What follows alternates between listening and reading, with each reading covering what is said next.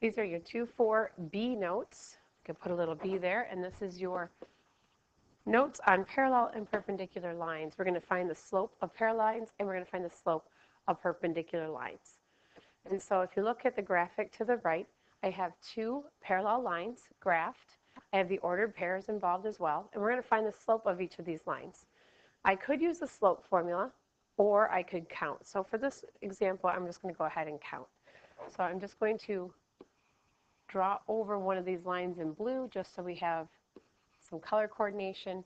So I can start anywhere on the line, on any of those points. So I'm going to start here at the bottom, -6, 0.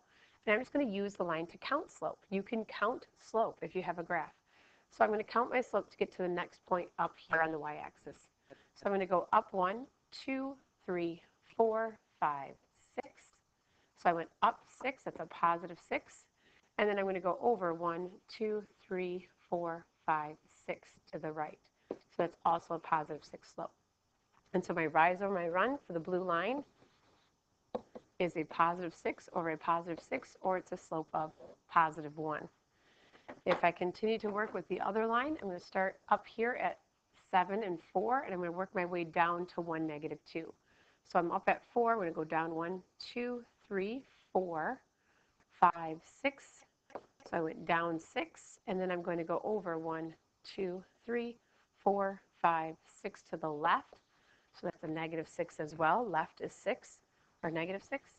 So I went down 6 over left 6. So it's a -6 divided by 6 is also a +1 slope. So what we just discovered here using two parallel lines, when you count slope or you use a slope formula, you're always going to get the same slope, because parallel lines have to rise and run at the same rate so they don't ever cross, they don't ever intersect. Otherwise, if one was rising faster or running faster, they would eventually meet. So what I want you to gain from this is that parallel lines have exactly the same slope. The second little discovery we're going to do is using perpendicular lines. So if you remember from geometry, lines are perpendicular if they intersect, but when they intersect to form 4 right angles. So that's a 90-degree intersection. So I'm going to actually use the slope formula to help us out this time.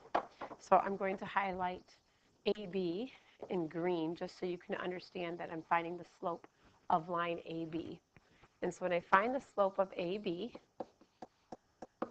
I'm going to use the ordered pairs -4, -3, and 2, 1.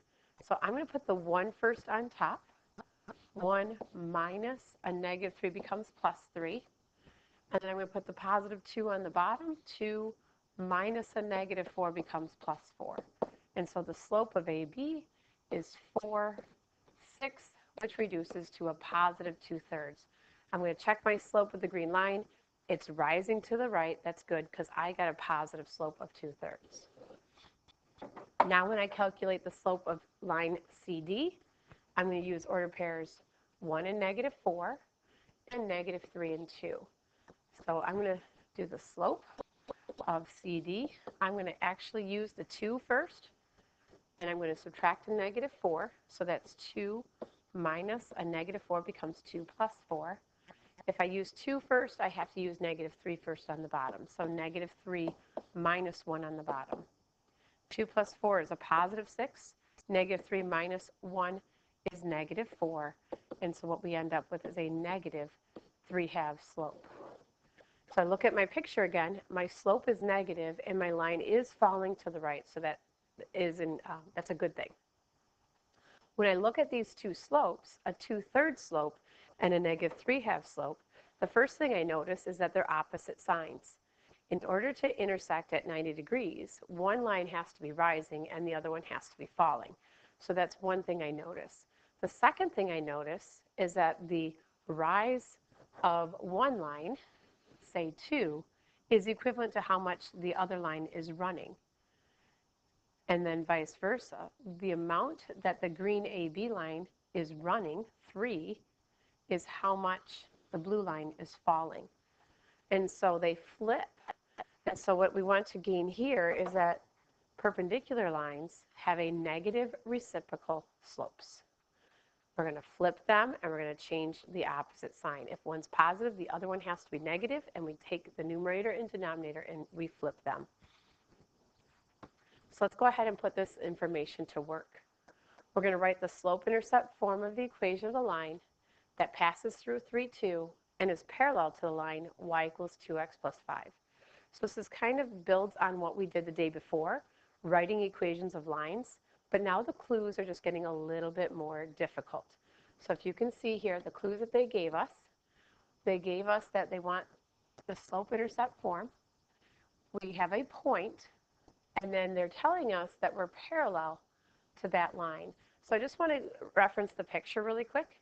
The line y equals 2x plus 5 is graphed in red over here. This is the line y equals 2x plus 5. It's already an equation of that line.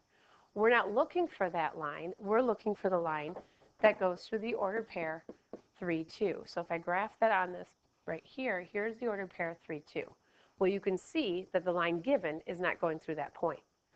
The line given is a clue about our slope. So if we use the red line to find the slope of our new line, we can write an equation. So the original line has a slope of 2. Why? Because this is written in the form y equals mx plus b, and I know that the number out in front of x is the slope. So the slope of the red line, or the given line, is 2. We are done with this. We don't ever want to use it again. The 5 is useless to us. The 5 just tells us where it crosses the y-axis, but we don't care about that because we want to know where our new line crosses the y-axis. So if the original line, the clue that they gave us is 2, has a slope of 2, then the line parallel to that would also have a slope of 2.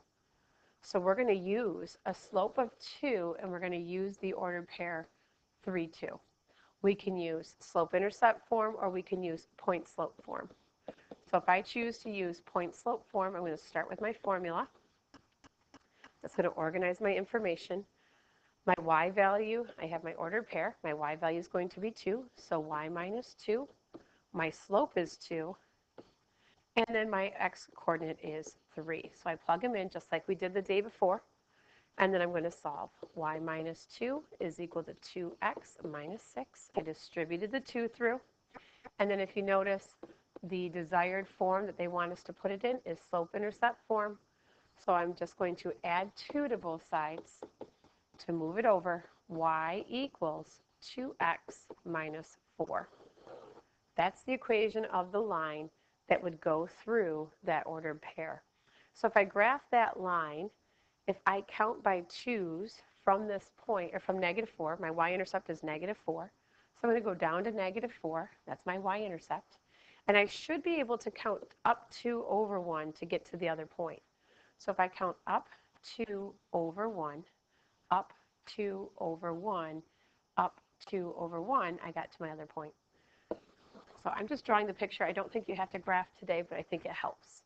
So the name of this line is all they wanted. The name of our new blue line is very similar to the name of the red line. They have the same slope, just like names of people can have a beginning sound that sounds the same, and then it's slightly different in the end. So the endings are different because the +5 is telling you the red line crosses the y-axis 5 units up, where my -4 is telling us that my blue line, even though it's rising and running at the same rate, it's parallel, it's crossing the y-axis at -4. So let's take that same information, and we're just going to change it up a little bit. So for this problem, notice we're using the same exact ordered pair. We want to go through the point 3, 2, just like we did before. We're using the same exact clue line, y equals 2x plus 5. The only thing that changed is they want the standard form. So when we write our equation, we're going to put it in standard form. And we're looking for the name of the line, or the equation of the line that's perpendicular to this original line. So again, the only thing that this equation is good for is its slope. So if the slope of this line is 2, the line perpendicular to it, the perpendicular slope, would be the opposite sign, and then the reciprocal, the negative reciprocal. So I am done with this line. I don't want to use it anymore. I'm going to use this slope, and I'm going to use the ordered pair 3, 2 again. I'm going to use the form y equals mx plus b. I have a choice. I can use this or point slope. Since I used point slope last time, I'm going to go ahead and use slope-intercept. I'm going to plug in my x, y, and m. So my y value is 2. My slope is -1/2. My x value is 3. And I need to solve for little b. I know it's a fraction, so don't worry. I'll walk you through it. Anytime you have to multiply a fraction, I usually rewrite that whole number as a fraction or a whole number over 1 to keep my things straight, to keep my numerators together, my denominators. When you multiply fractions, you multiply numerators. -1 times 3 is -3, and 2 times 1 is 2. Okay, I still need to solve for b, so I need to add 3/2 to both sides. And I'll just show you what I like to do. I like to make it into a fraction. Anytime you can use your calculator, but anytime you need to have common denominators. So I'm just going to replace 2 and rewrite it as 4/2. 4/2 and 2 are exactly the same, but now I can add this. So if I had 4/2, which is really 2, and I add 3 more halves to it, I have a total of 7/2. So my equation is y equals -1/2 x plus 7/2. But if you look at the directions, it did not say to put it in slope-intercept form. It wants it in standard form. So standard form requires that I move my x value over 1/2 x plus y is equal to 7/2. I have it in the right order. I need to get rid of this fraction. So if I multiply every single term by 2, I will end up with 1x plus 2y is equal to 7. And there is the standard form of the equation perpendicular. If I were to graph, I'm going to use my point and my slope. So they gave me the ordered pair 3, 2. So I have 3, 2. This is my point. If I use that as my starting point and I count slope down 1, 2 to the right, I ran out of room. So if I go up 1 and 2 to the left, up 1 and 2 to the left, I will hit this at a 90-degree angle. All right. The last thing we need to talk about are vertical and horizontal lines. We've been talking about them as our special cases. They're the lines that don't follow any of the rules, so we always have to talk about them separately. So the first thing I want to mention is just kind of as a review, and it's a summary of everything we talked about with vertical lines. Vertical lines go up and down. They have an undefined slope. Equations of the form x equals a number. So we might have x equals 3. All vertical lines are parallel. And so x equals 3, you come over to the x value of 3 and you include all those values. This is the line x equals 3. Horizontal lines have 0 slope. They're of the form y equals a number. And all horizontal lines are parallel. So the equation y equals 3 is a horizontal line at 3. And if you notice, my blue vertical line and my green horizontal line are perpendicular. And so the last thing we say here is that all vertical and horizontal lines are perpendicular to each other. The reason we do this, every approach, every strategy that we've done so far to write equations of lines will not work with these crazy lines. It's better to draw a picture and then use your brain. So you got to think about these a little bit more. So this is your summary of all that information. Let's go ahead and try one. It wants us to write the standard form of the equation perpendicular to the line x equals -2. So as soon as you see that you only have one variable, you got to know that we can't use our old methods of writing an equation of a line. So anytime you see the one variable, you're going to think a sketch. Okay, so we got to be perpendicular to this, x equals -2, and we have to go through this point, -1, 5. So let's just try to draw a picture of that. Well, first of all, you have to understand that x equals -2 is a vertical line. If you can't remember that, make a table of values where x is equal to -2. Pick 3 y values, and you'll find -2, 1, -2, 0, and -2, -1 all line up in a line vertically.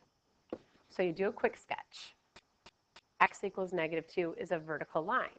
So if we're going to be perpendicular to it, then we're going to be a horizontal line. So I'm looking for the horizontal line that goes through the point -1, 5. So if I graph -1, 5 is here, I have to be the horizontal line that goes through there. And if you can't name it, make a table of values from it.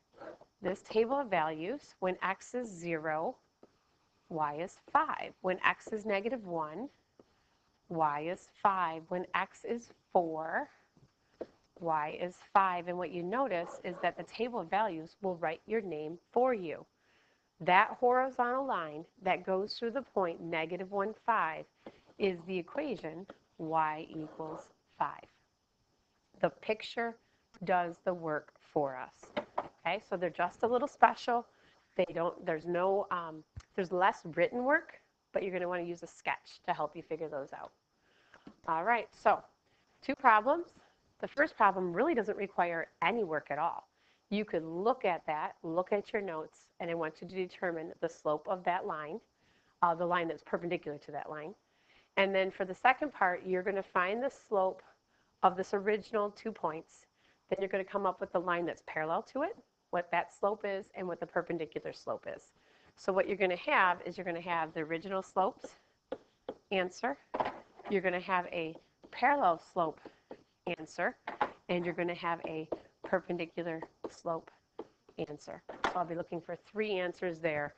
Really only 1 calculation though, and then you're just manipulating the numbers. Good luck.